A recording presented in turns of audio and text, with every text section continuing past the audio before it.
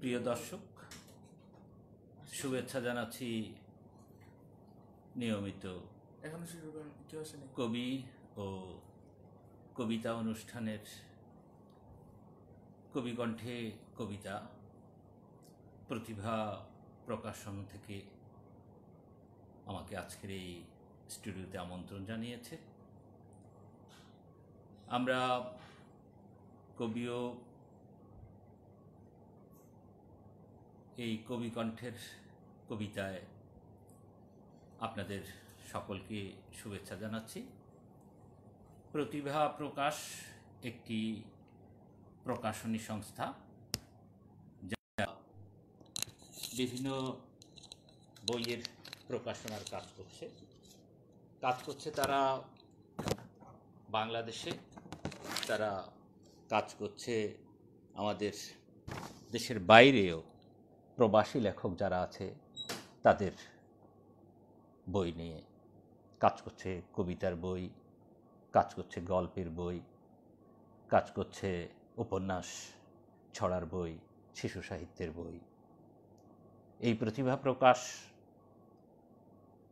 প্রতি বছরের 21 বইমেলা, আন্তর্জাতিক বইমেলায়ও দেশের বাইরে যারা এই প্রকাশনী থেকে বই বের করে তাদের বই নিয়ে বইয়ের ফসরা সাজায় ভারত, আমেরিকা এবং কানাডাতেও। দর্শক, আপনারা জানেন যে কবিকণ্ঠে কবিতা এটি এই প্রকাশনী সংস্থার একটি নিয়মিত আয়োজন। আজকের এই অনুষ্ঠানে আমাকে আমন্ত্রণ জানানোর জন্য আমি কবি মঈন মুরসালিনকে আন্তরিক অভিবাদন জানাই। একই সঙ্গে তার সাথে যারা এই প্রকাশনী সংস্থাকে, এই কাব্যপ্রেমকে, এই কবিতার বিষয় আশয়গুলোকে আমাদের প্রিয় দর্শকদের সাথে, আমাদের প্রিয় শ্রোতাদের সাথে যারা সম্পৃক্ত করেছেন তাদের সকলের প্রতিও কৃতজ্ঞতা থাকল। দর্শক, আমি আজকের এই অনুষ্ঠানে কবিতা পড়ব, ছড়া পড়ব, ছোট্ট একটি গল্পও পড়ে শোনাবো আপনাদের। আপনারা সকলেই জানেন যে চট্টগ্রাম বিশ্ববিদ্যালয় আমাদের এই চট্টগ্রাম শহর থেকে খানিকটা দূরে অবস্থিত, এবং আমরা যখন এই বিশ্ববিদ্যালয়ে পড়ছিলাম তখন কলা বিভাগ, আমাদের বিজ্ঞান বিভাগ এবং আমাদের যে কমার্স বিভাগ সব একসাথে ছিল না। শুধুমাত্র কমার্স এবং আর্টস ফ্যাকাল্টি একটি জায়গায় অবস্থিত, এবং এই বিশ্ববিদ্যালয়ের যেই নিয়ম, যেই ক্লাসে ঢোকার পথ আমাদের রয়েছে, একইভাবে বিভিন্ন কলেজ এবং বিশ্ববিদ্যালয়েও সবগুলো ছাত্রছাত্রী একসাথে একটা সিঁড়ি বেয়ে উপর দিকে উঠে আবার একটা সিঁড়ি বেয়ে নিচের দিকে নামে। ঠিক এরকম একটি গল্প আপনাদের শোনাতে চাই। আমাদের এই গল্পের নায়ক নায়িকা আমাদের এই কবিতার মধ্যে আপনারা পেয়ে যাবেন। যেমন সিঁড়ি বেয়ে আমার গল্পের এই নায়ক উপরের দিকে উঠছে আর নায়িকা নিচের দিকে নামছে। তখন কবি বলছেন এরকম: তুমি উঠছো, আমি নামছি, আমি উঠছি, তুমি নামছো, এভাবেই প্রতিদিন নামানামি, উঠাউঠি, অভিমানী চোখ করে ফোটাফুটি, পাশাপাশি আছো তুমি, কাছাকাছি নাই, মুখোমুখি হলে তাই শিশু হয়ে যায়। আমরা আমাদের কিছু সময় থাকে যখন আমরা একেবারেই শিশু হয়ে যাই। আমাদের যারা কাব্যপ্রেমিক, যারা কবিতা নিয়ে কাজ করছেন, কবিতার রস নিয়ে কাজ করছেন, কবিতার ভাব নিয়ে কাজ করছেন, তারা বলছেন ভালোবাসার 8টি স্তর রয়েছে। প্রথম স্তরটি পূর্বরাগ, তারপরের স্তরটি অনুরাগ, তারপরে ভাব সম্মিলন, এভাবে যেতে যেতে একসময় প্রেম। আমি জানি না আমার এই আজকের এই নায়ক নায়িকারা কবিতার তারা কোন পর্যায়ে আছে। তারপর অনেকটা সময় আমি বলছিলাম যে বিশ্ববিদ্যালয়ের কেটে গেল, কিন্তু আর আমাদের নায়ক নায়িকার দেখা নেই। কিন্তু এক সময় আমাদের এই বিশ্ববিদ্যালয়ের একজন খুব প্রতিভাবান শিক্ষক, গল্পকার, আড্ডারু এবং কবি ময়ূক চৌধুরীর ক্লাস। স্যারের ক্লাস শুরু হবে, ঠিক এই সময় আমাদের নায়ক নায়িকারা ক্লাসে। নায়ক ক্লাসে ঢুকলেন, নায়িকা বসে আছে। নায়ক বলছে, আমি বলি পাশে বসি, তুমি বলো সরবার, আশা তাই ছেড়ে দিছি ভালোবাসা করবার। তারপর দীর্ঘ সময় ছুটিতে চলল ছাত্র সংগঠনের দুটি রাজনৈতিক ছাত্র সংগঠনের জের ধরে বিশ্ববিদ্যালয় দীর্ঘদিন ধরে বন্ধ। তারপর আর আমাদের এই নায়ক নায়িকার দেখা নেই। হঠাৎ একদিন আমাদের বিশ্ববিদ্যালয় আবার খুলল। খোলার পর আমাদের সেই নায়ক নায়িকা বিশ্ববিদ্যালয়ে অবস্থান করছে। নায়ক দেখছেন একজন মধ্যবয়সী নারী, যার কপালে ভাঁজ পড়েছে, চোখে টিচে একটি কালো দাগ পড়েছে, তার চুলের কেশ বিন্যাসে কিছুটা সাদা কালো ছোপ দেখা দিয়েছে, শরীরের বিশেষ স্তরগুলো কিছুটা ফানুস নির্গত বেলুনের মতো দেখা যাচ্ছে। ঠিক সেই সময় কবির মনে হলো কিরকম, কি ছিল তোর গর্ভ করার, বুক জোড়া দুই তাবিজ কষ্ট পেয়ে নষ্ট হলো নির্মলেন্দু হাফিজ। আমি তাদের পথ ধরেছি, মদ ধরেছি দেশি, কেউ পারেনি কষ্ট দিতে তোমার চেয়ে বেশি। তারপর সেই অনেকটা সময় কেটে যাওয়ার পর আর সেই নায়ক নায়িকার দেখা হয়নি। বিশ্ববিদ্যালয় জীবন শেষ। এক সময় তারা দুজনে ক্লান্ত শান্ত যার যার জীবন যাপন করছেন বিভিন্নভাবে। ঠিক সে সময় এক সময় বিশ্ববিদ্যালয়ের 50 বছর পূর্তি অনুষ্ঠান, বিশ্ববিদ্যালয়ের জাঁকজমক অনুষ্ঠান হচ্ছে। তখন আমার নায়ক নায়িকারা বিশ্ববিদ্যালয়ে তাদের এই অনুষ্ঠান উদযাপনের জন্য গিয়ে অনুষ্ঠান দেখার জন্য সেখানে উপস্থিত। ঠিক যেখানে অনুষ্ঠান চলছে তার হলে ঢুকবার আগে একজন মধ্যবয়সী নারী হঠাৎ করে আমার নায়ককে জিজ্ঞেস করছিলেন যে, এই যে শুনুন, আপনাকে তো দেখে চেনা চেনা মনে হচ্ছে, প্লিজ আপনার পরিচয়টা। তখন আমার সেই নায়ক কবি বললেন যে, আমার নাম কষ্ট। বলে যে, কষ্ট আবার মানুষের নাম হয় নাকি? নায়ক বলে, হয়। বলে, কেমন করে হয়? বলে, হয় এমন করে, এ জীবনে আর কতবার কষ্ট দেবে বলো না সুন্দরী, জিন্নার আরেক নাম কষ্ট চৌধুরী। বন্ধুরা শুনছিলেন কবিতা এতক্ষণ পর্যন্ত, প্রতিভা প্রকাশের তাদের নিয়মিত আয়োজন কবি কণ্ঠে, কবি আড্ডায়।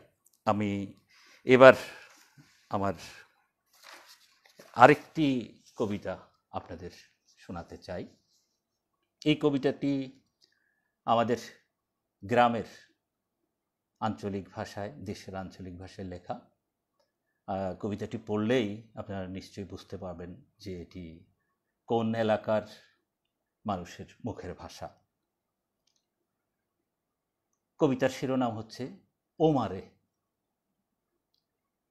ওমারে হোলাইয়া কি অসৎরে অসৎ, হাসা মিশা কথা কই বাফের তুন টেয়া লই লাইছে সসৎ।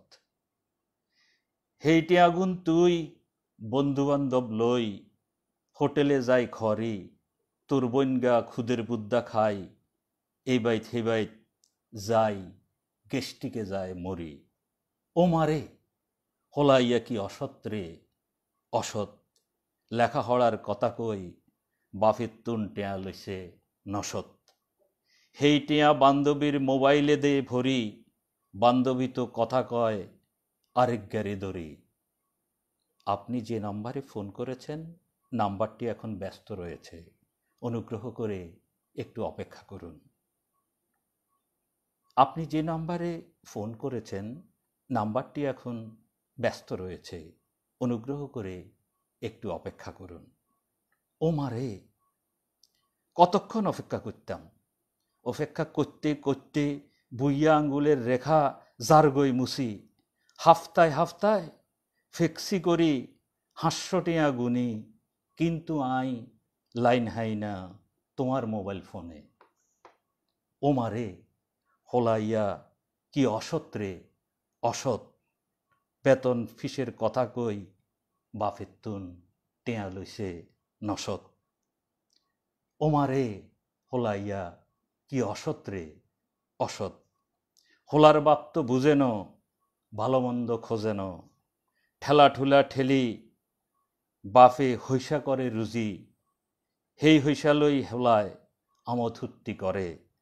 ও মারে হোলাইয়া কি অসৎ রে অসৎ, হাসা মিশা কথা কই বাফের তুন টেয়া লইছে নসৎ। ও মারে হলাইয়া কি অসৎ রে অসৎ। আমার কাব্যগ্রন্থ দুটি কবিতার বই বেরিয়েছে ইতিমধ্যে। প্রথম কাব্যগ্রন্থটি হচ্ছে বুকের ভেতর পূর্ণিমা চাঁদ।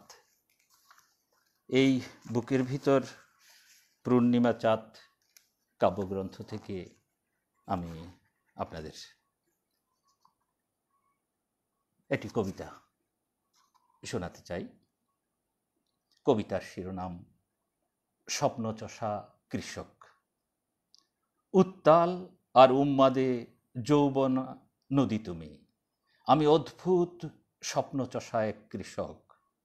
টেনে নাও তুমি খড় কুটো বাড়ি আর ঘাটো, ভূমিহীন কৃষকের আদিগন্ত মাটো। দুগালে দোআঁশ মাটির মতো লেগে থাকা স্নেহের দাগ কিভাবে মুছবে তুমি রুমালে? মৃণাল জীবন বড় বেশি গোপন, কষ্টের কঙ্কাল করে আমি শোকেজ সাজাই প্রতি রাতে ঘুমালে। প্রতি রাতে ঘুমালেই আমরা কষ্টের শোকেজ সাজাই, ঘুমোতে যাই। ছোট্ট আরেকটি কবিতা, মক্ষিকার প্রেম।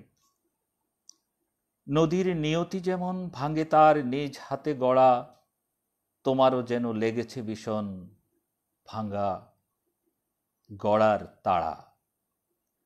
পায়ে ছোঁয়ায় লজ্জাবতী ভাঙে যেমন সরম সরম, তোমার মাঝে আমার বেঁচে থাকা প্রদীপের আয়ুর চেয়েও ঢের বেশি কম। আমরা তো সবসময় যেই বলি যে এবার আমি যাই একটু আসি, এটি আমাদের চিরন্তন নিয়ম। ঠিক সেরকম একটি কবিতা, যাবে।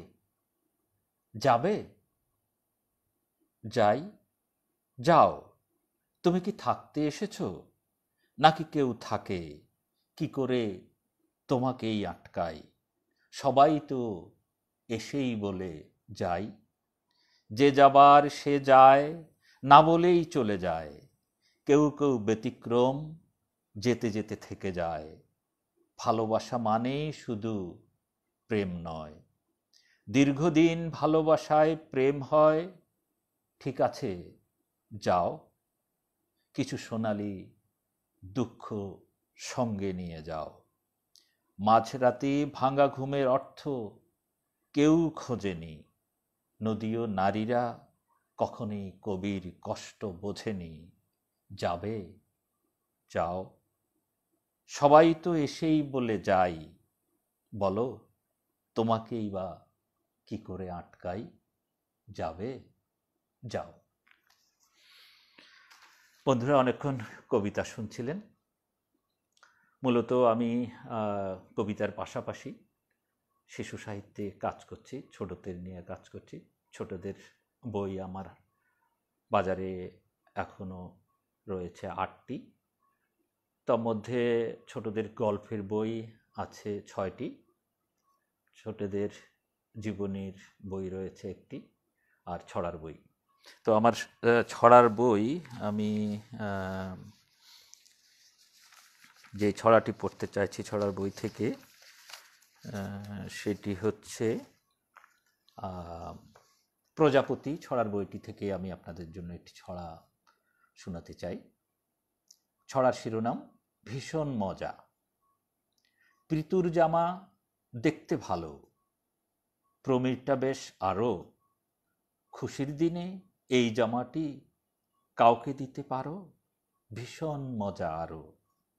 জর্দা ফিরনি ভালো লাগে, কোরমা ভালো আরও। অনাথ ঘরে এসব খাবার যদি দিতে পারো, ভীষণ মজা আরও। নতুন বইয়ের গন্ধ ভালো, নতুন খাতা আরও। এই খাতাটি গরিব দেখে যদি দিতে পারো, ভীষণ মজা আরও। শিশু পার্ক দেখতে ভালো, ফয়স লেক আরও। দুঃখী যারা তাদের যদি সঙ্গে নিতে পারো, ভীষণ মজা আরও। সবজি খেলে চোখ ভালো হয়, ফলটা খেলে আরও। এ চোখ যদি মরণ উত্তর কাউকে দিতে পারো, ভীষণ মজা আরও, ভীষণ মজা আরও। এই ছড়ার বইয়ে আরও বেশ কটি ছড়া রয়েছে। তো আরেকটি ছড়া আপনাদের পড়ে শোনাই। হাত ছড়ার নাম। হাত দিয়ে ভাত খাই জীবনটা বাঁচাতে, পাকা হয় হাতে লেখা চর্চায় কাঁচাতে। হাত দিয়ে চুরি করে চোর আর ডাকাতে, হাত দিয়ে হাত করে মামা আর কাকাতে। কেউ কেউ মজা পায় হাতাহাতি করতে, নির্জনে ভালো লাগে হাতে হাত ধরতে। টাকাটা বেহাত হলে রায় হয় সালিশে, প্রিয় হাত ছেড়ে গেলে মাথা গুছি বালিশে। টাকাটা বেহাত হলে রায় হয় সালিশে, প্রিয় হাত ছেড়ে গেলে মাথা গুজি বালিশে। হাত যদি মুঠো হয় খবর আছে নাসিকার, হাত যদি না থাকে মুখে থাকে হাসিকার। হাত যদি নাই থাকে তাহলে কার মুখে হাসি থাকে? বন্ধুরা, আমি আমার আরেকটি কাব্যগ্রন্থ রয়েছে, যেটি নাম মোহে নয় মুগ্ধতায় আছি। মোহে নয় মুগ্ধতায় থাকা, আমি এই কাব্যগ্রন্থের শিরোনাম রেখেছি। এতে আমার কেন যেন মনে হয়েছে যে মানুষ মোহে থাকলে মোহটা একসময় কেটে যায় আস্তে আস্তে, কিন্তু মুগ্ধতায় থাকলে মুগ্ধতা মানুষের কখনো কাটে না। মুগ্ধতায় মানুষ সারাটা জীবন থেকে যেতে পারে। কোনো কিছু পাওয়ার, না পাওয়ার, পেয়ে হারানোর শঙ্কা সব মিলে মুগ্ধতা মানুষকে দীর্ঘ সময় ধরে জীবিত রাখে, মানুষকে উজ্জীবিত করে। সেজন্যই একটা ছোট্ট কবিতা, এই মোহ নয় মুগ্ধতায় আছি, এই কবিতার শিরোনাম। কবিতাটি খুব ছোট, 4 লাইনের কবিতা। যতবার আমি তোমায় দেখি ততই মুগ্ধ হয়ে যাই, কিন্তু মোহিত হই না। জানি মুগ্ধতা একদিন কেটে যাবে, এক জীবনে মানুষের কখনোই মোহ কাটে না। মানুষের মোহ এক জীবনে কখনোই কাটে না, মুগ্ধতা থেকে যায়।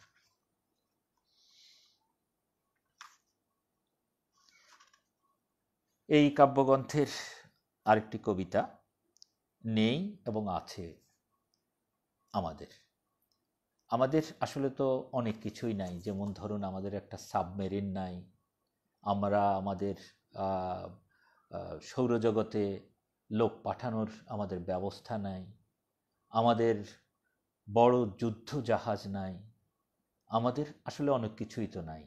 কিন্তু আমি বলছি আমাদের অনেক কিছু না থাকলেও অনেক কিছু আছে।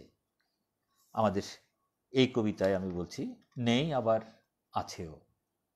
শুনুন সতীর্থ বন্ধুরা, আমাদের অনেক কিছুই নেই, যেমন ধরো ডুপ্লেক্স দালান বাড়ি নেই, ডবল টায়ারের ল্যান্ড ক্রুজার গাড়ি নেই, ডুয়েল কারেন্সি ক্রেডিট কার্ড নেই, অ্যাপেল ব্র্যান্ড আইফোন নেই, সুইসমেট হাতের ঘড়ি নেই, আমাদের অনেক কিছুই নেই। আমাদের যা কিছু আছে অনেক কিছু বেশি আছে, যেমন ধরো কলম ও কাগজ আছে, ডুপ্লেক্স বোর্ডে বানানো খাতা আছে, টায়ারে বানানো পাদুকা চপ্পল আছে, খাবার দোকানে চাল ডালের ক্রেডিট আছে, সামান্য জামরুলের সাথে আপেলও আছে, রেডিমেড জামা কাপড়ও আছে। আমাদের যা কিছু আছে অনেক কিছু বেশি আছে। আমাদের একটি পতাকা আছে, আমাদের একটি বঙ্গবন্ধু আছে। আমাদের অনেক কিছুই নাই, কিন্তু যা কিছু আছে অনেক কিছু বেশি আছে। দেশের পতাকার মতো ঘনীভূত দুঃখ ছায়া আমাদের মর্মতলে, আকাঙ্ক্ষার পালক ঝরে মুছে যায় এক নিমিষে আমাদের এই বানের জলে। এই বান, এই প্লাবন আমাদের অনেক আকাঙ্ক্ষাকেই, অনেক ইচ্ছাকেই ধূলিসাৎ করে দেয়। আপনারা কিছুদিন আগেও দেখেছেন যে একটি স্কুল উদ্বোধন হওয়ার আগেই এই বানের জলে ভেসে গেছে। আমাদের এই বানের জলও আছে ভেসে যাওয়ার।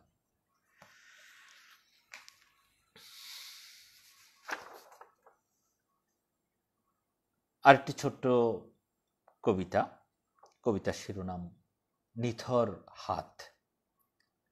কোথায় লুকাবে তুমি, পালাবে যেখানে, যার হাতেই রাখো হাত, আমার নিথর হাত পড়ে আছে সেখানে। কোথায় লুকাবে তুমি, পালাবে যেখানে, যার হাতেই রাখো হাত, আমার নিথর হাত পড়ে আছে সেখানে।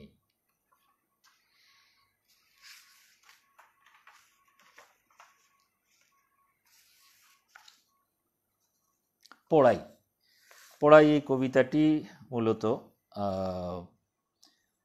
আমাদের এই সময়ের যারা আমাদের আমরা যারা ঘর সংসার করছি স্বামী স্ত্রী নিয়ে, তাদের বেশিরভাগ সময় দেখা যায় যে আমাদের গৃহিণী হোক কিংবা আমি নিজেই হোক, সারাক্ষণ আমরা মোবাইল ফোনের মধ্যেই থাকি। অনেক সময় দেখা যায় আমি আমার স্ত্রীকে বলছিলাম, এই যে আসো খিদে লেগছে একটু খাওয়া দাও, সেগুলো আর রাখো, একটু একটু একটু লাইকটা দিয়ে নিই, হ্যাঁ একটু দেখিনি ফেসবুকে কি আছে না আছে, কিংবা চুলোয় ভাত পুড়ে যাচ্ছে, ডাল পুড়ে যাচ্ছে, তরকারি পুড়ে যাচ্ছে, মোবাইল ফোনটা রেখেই দিল দৌড়, হায় হায় সব পুড়ে যাচ্ছে। সে কি, সেটি হচ্ছে মোবাইল ফোন এবং ফেসবুকের আমাদের যে দৌরাত্ম্য, এই দৌরাত্ম্যকে আমাদের এই সমাজে যেভাবে তাদেরকে ধরে রেখেছে তার একটি নমুনা। সেরকম একটি কবিতার শিরোনাম হচ্ছে পোড়াই। গ্যাসের চুলায় চাপানো পাতিলের ভাত গলে যাচ্ছে, হয়ে যাচ্ছে ধোঁয়াটে গন্ধ, পুড়ে যাচ্ছে পাতিলের ভাত, আগুনের প্রাবল্য আরেকটু জ্বললে পুড়বে পাতিলও। গ্যাসের চুলায় চাপানো পাতিলের ভাত গলে যাচ্ছে, হয়ে যাচ্ছে ধোঁয়াটে গন্ধ। পুড়ে যাচ্ছে পাতিলের ভাত, আগুনের প্রাবল্য আরেকটু জ্বললে পুড়বে পাতিলও। আমিও পুড়ছি, পুড়ছে আমার তীব্র ক্ষুধা ও অধিকার। আর তুমি দামি মোবাইলে বৃদ্ধা আঙ্গুল চেপে ফেসবুক চালাচ্ছ, পরিবর্তন করছো .com-এ শিডিউল। কি চমৎকার পরিবর্তন তোমাদের, অবিকল যেন সাপের খোলস। আহ, ডায়মন্ড ওয়ার্ল্ডের দামি নূপুর। আর আমি বারবার কবিতায় খুঁজে বেড়াই চিত্রকর্মহীন এক জীবনের ক্যানভাস, পোড়াই তপ্ত দুপুর।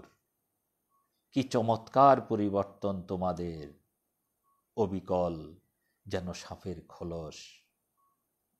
গ্যাসের চুলায় চাপানো পাতিলের ভাত গলে যাচ্ছে, হয়ে যাচ্ছে ধোঁয়াটে গন্ধ। পড়ে যাচ্ছে পাতিলের ভাত, আর একটু জ্বললে পুড়বে পাতিলও।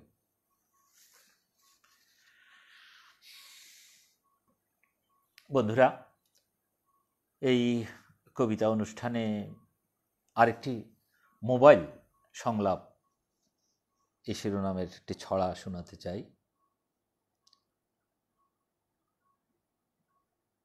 ছড়ার শিরোনাম মোবাইল সংলাপ। ফোন রেখেছ কানের কাছে, কবিকে রেখেছ সরিয়ে। নিশুতি রাতে কথা হয় বুঝি, আপন হৃদয় খুঁড়িয়ে। অনেক কথায় কান্না ঝরে, অনেক কথায় হাসি। কথায় কথায় প্রাণের মাঝে বাজায় সুখের বাঁশি। কিছু কথা চাঁদের কথা, কিছু সাগর নদীর। তোমার কথা শুনব বলে রাত্রি জাগি অধীর। সাপ্তাহ যেতে কাঠ ভরে দেই ৩০০ টাকা গনে, কিন্তু আমি লান পাই না তোমার মোবাইল ফোনে। তোমার কথায় এতই মজা, আমার কথা থাক। ভালোবাসার জয় হোক তবে, ঈর্ষা চলে যাক। আমার দেয়া মোবাইল ফোনে রিং করো তুমি অন্যকে। আমি এখন বন্য হলাম তোমার কাছে ধন্য সে। ভালোবাসা আগের চেয়ে অনেকটা সোজা, মোবাইলে ফোন করে ইমেইলে খোঁজা। মোবাইলে কাঁদা যায়, মোবাইলে হাসে, মেসেজ দ্রুত যায়, কিন্তু কিন্তু চিঠি ফিরে আসে। এখন মোবাইলে আমরা কাঁদি, মোবাইলে হাসি, মোবাইলে কাঁদা যায়, মোবাইলে হাসা যায়, মেসেজ আমাদের দ্রুত চলে যায়, কিন্তু চিঠি ফিরে আসে।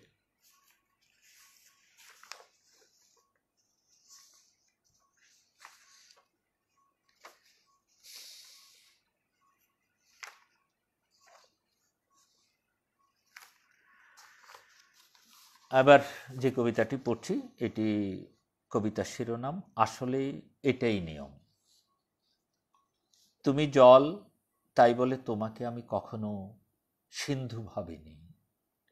যদিও আমরা কাছাকাছি কিংবা স্বজাতি, বাবড়িওয়ালা লোক দেখে ভাবিনি উদীয়মান কবি বলে। প্রতিটি গান যদিও বা কবিতা, তথাপি প্রতিটি কবিতাকে আমি গান বলতে পারিনি। তুমি নারী, প্রেম তোমার স্বভাব, তাই তোমাকে আমি প্রেমিকা ভাবতে পারিনি। যদিও বা তোমার মতো কোনো এক নারী এককালে আমার প্রেমিকা ছিল। আসলে এটাই নিয়ম, সামঞ্জস্য থাকলেও সবকিছু ভাবা যায় না। কাজরি দত্তের কথা বলছিলাম। কাজরি দত্ত আমার ছোটকালের বন্ধু। আমরা একসাথে স্কুলে পড়াশোনা করছিলাম, কিন্তু সকালবেলার যে পড়াশোনাটি, সেটি আমরা দু ধর্মের মানুষ বলে আমাদের একসাথে সকালের পড়াটি হয়ে উঠত না। আপনারা জানেন, ছোটবেলায় মুসলমান আমাদের সমাজে মক্তবে ধর্মীয় পাঠ হতো, যেখানে আমি খুব ছোটোবেলায় পড়তে যেতাম। যেহেতু কাজরি আমি একই ধর্মের লোক নই বলে আমার সঙ্গে সকালবেলা কাজরি সেই মক্তবে পড়তে যেতে পারতো না। তবে সে প্রতিদিন সকালবেলা আমার জন্য, এখন আমরা যেটাকে বুক মার্ক বলি, সেটাকে একসময় তিলকা বলা হতো, অর্থাৎ কোরআন কিংবা সিফারা পড়ার সময় এই তিলকা, এটি বানানো হতো সাধারণত চকলেটের কাবাদ দিয়ে অথবা সিগারেটের বক্সের ভিতর থেকে একটি সোনালি কিংবা রূপালি রঙের আপ দিয়ে। এটি আমার জন্য বানিয়ে কাজরি প্রায় সময় আমার জন্য অপেক্ষা করত। ছোটোবেলাতে পাজামার হাট থেকে আমরা যেটা বলি, সেখান থেকে আমার জন্য গ্রাম্য ফল, কাউ, বেতস আর কামরাঙ্গা এবং পেয়ারা, ছোট পেয়ারা নিয়ে অপেক্ষা করত। সেই কাদরিকে আমার খুব মনে পড়ে। স্বাধীনতা যুদ্ধের সময় আমার শহরের সেই ডাক্তার নীরেশচন্দ্র সেন, একমাত্র মেয়ে কাজরি, তখন তারা আমাদের স্বাধীন হওয়ার আগে বাংলাদেশ নিরাপদ মনে না করে তারা কলকাতায়, ইন্ডিয়াতে পাড়ি জমায়। সেই যে সকাল ৭১ সালে সেই যে কাজরি ফিরে গেল বাবা সহ পরিবারের সকলকে নিয়ে, আর ফিরে আসেনি বাংলাদেশে। কিন্তু এই কাজরিকে আমার প্রায় মনে পড়ে। তো এই ফেসবুকের যে আমাদের এখন সময়, এই সময়ে একসময় খুঁজতে খুঁজতে আমি তাকে আবিষ্কার করি ভারতের কলকাতায়। তো একসময় সে আমাকে নিমন্ত্রণ জানায় তার বাসায় যাওয়ার জন্য। আমি তার বাসায় কলকাতায় বেড়াতে যাই। সেখানে যাওয়ার পর একটি দৃশ্য তার দেয়ালে আমার চোখ আটকে যায়। সেই কাজরিকে নিয়ে আমার একটা কবিতা। কাজরি দত্তের মতো স্মৃতিতে সিঁদুর মেখে কেউ বলবে কি কবি, আপনার চশমা ঢাকা দু চোখের পেয়ালা থেকে প্রেম ঢেলে দিন, আমি খাব। কাজরি দত্তের মতো স্মৃতিতে সিঁদুর মেখে কেউ বলবে কি কবি, আপনার এই চশমা ঢাকা দু চোখের পেয়ালা থেকে প্রেম ঢেলে দিন, আমি খাব। সাবানের ফেনার মতন শয্যায় রাত্রি পিছলিয়ে যায়, অবিরল বয়ে যায় নদী। আগে বুঝতাম না, আজকাল কবিতা ভীষণ ভালো লাগে। আজকাল কবিতা ভীষণ ভালো লাগে। দেয়ালে অমন করে দেখছেন কি, ওটা ওর ছবি। আপনি ড্রয়িং রুমে বসুন, আমি যাই, এক কাপ চা নিয়ে আসি। এক কাপ চা। পরে আমি যেটি জানতে পারি কাজরির কাছ থেকে, যে আমি দেয়ালে যে ছবিটি দেখছিলাম ওটা তার প্রয়াত স্বামীর। কাজরিকে প্রায় মনে পড়ে। এই কবিতাটি আজ কাজরিকে উৎসর্গ করলাম এই প্রতিভা প্রকাশের কবির কণ্ঠে কবিতা অনুষ্ঠানে। প্রিয় দর্শক, আমাদের হাতে আজ আর সময় নেই। দেখতে দেখতে কবি কণ্ঠে কবিতার এই পর্বের অনুষ্ঠান শেষ হবার সময় হয়েছে। আপনারা যে যেখানে যেমন আছেন ভালো থাকবেন, সুন্দর থাকবেন, সুস্থ থাকবেন, থাকবেন কবিতার সঙ্গে, থাকবেন ভালোবাসার সঙ্গে, থাকবেন মানুষের সঙ্গে, থাকবেন মনুষ্যত্বের সঙ্গে। কবিতার জয় হোক, জয় হোক আমাদের এই মেহনতি মানুষের। আজ এ পর্যন্তই। আল্লাহ হাফেজ।